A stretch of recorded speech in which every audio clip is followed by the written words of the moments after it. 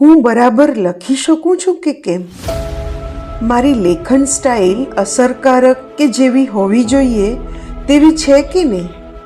મેં ક્યાં કોઈ લેખનની આંટીઘૂંટીને સમજી છે? હું હાસ્યપાત્ર તો નહીં બનું ને? કોઈ વાંચશે તો શું કહેશે કે હાલી નીકળી છે આમ લખવા?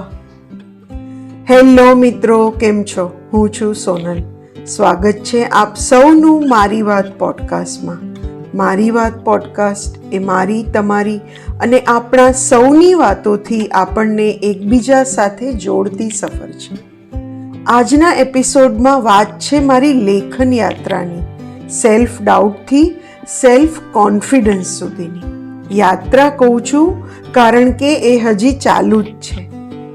આજની વાત શરૂ કરું છું મેં વાંચેલી અને મને ગમેલી એક વાતના શેરિંગ સાથે.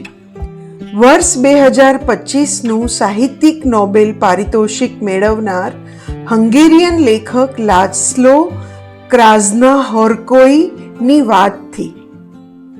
નોબેલ પ્રાઇઝ જીત્યા પછી તેમને કોઈકે પ્રશ્ન પૂછ્યો કે તમને લખવાની પ્રેરણા ક્યાંથી મળે છે? તેમણે જવાબ આપેલો કે જીવતરની કડવાશમાંથી. આગળ તેમણે કહેલું કે ખરેખર તો મારે ક્યારેય લેખક બનવું જ નહોતું, માત્ર એક જ પુસ્તક લખવું હતું, કારણ કે હું ખુદને સાહિત્યકારોની દુનિયામાં કલ્પી જ શકતો નહોતો. મને હતું કે થોડા ભૂંસાતા ચહેરાઓ વિશે લખી લઉં, એ બધા ગુમ થાય એ પહેલાં.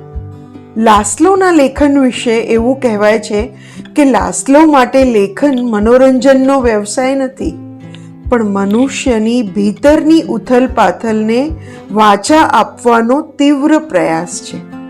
લાસ્લોની આ વાત મને એટલે પ્રેરણાદાયી લાગી કેમ કે લેખન મારા માટે પણ આવું જ કશુંક છે. મને પણ જીવનના અનુભવને શબ્દો દ્વારા અભિવ્યક્ત કરવું ખૂબ ગમે. તે પણ સાહિત્યકાર બનવું છે એટલે નહીં, પણ મારી આસપાસ બનતી ઘટનાઓ, મારી અંદર થતી ઉથલપાથલને અભિવ્યક્ત કરવા. તેમની આ વાતે મારામાં એ પણ ભાવ ઊભો કર્યો કે માનવીય અનુભૂતિની બાબતમાં આપણે બધા કેટલા સમાન છીએ, પણ એમની અને મારી બાબતમાં મુખ્ય ફરક એ કે તેઓ તેમની અનુભૂતિઓ પર વિશ્વાસ રાખી તેમનું લેખન કાર્ય કરતા રહ્યા અને મારા જેવા લેખન પર ધ્યાન આપવાને બદલે લોકો શું કહેશે તેની ચિંતા કરવામાં જ ધ્યાનને કેન્દ્રિત કરીને રાખ્યું છે. અને આ બાબતે મને જાત પર થોડો ગુસ્સો પણ આવી ગયો. નહીં તો મારી લેખન યાત્રા પણ સાવ કાઢી નાખવા જેવી તો નહીં જ.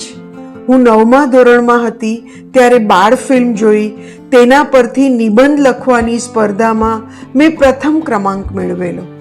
ત્યારથી હું લખી શકું છું એના કરતાં જે વિચારું છું કે અનુભવું છું તે લખી શકું છું તેવી ભાવના મનમાં જન્મેલી. પણ જાહેરમાં ક્યારે હિંમત કરી કોઈને એવું ના કહી શકું કે હું લખું છું કે મને લખવું ગમે છે.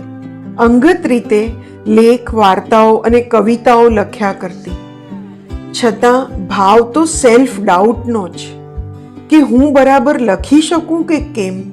મારી લેખન સ્ટાઇલ અસરકારક કે જેવી હોઈએ તેવી છે કે નહીં? મેં ક્યાં કોઈ લેખનની આંટીઘૂંટીને સમજી છે? હું હાસ્યપાત્ર તો નહીં બનું ને? કોઈક વાંચશે તો શું કહેશે કે હાલી નીકળી છે આમ લખવા? અને આવું તો કેટલુંય બધું. લાસ્લો વિશેના વાંચનથી જીવનના અનુભવને શબ્દો આપવાની મારી નાનકડી ક્ષમતા પર મને ભરોસો આવ્યો. મેં મારી લેખન સ્ટાઇલ વિશે હાશકારો અનુભવ્યો, એ સમજ સાથે કે દરેકની પોતાની સ્ટાઇલ હોય છે, તે માટે કોઈથી અપ્રુવલની જરૂર નથી. લખવાના મહાવરાથી જ તે શીખાશે.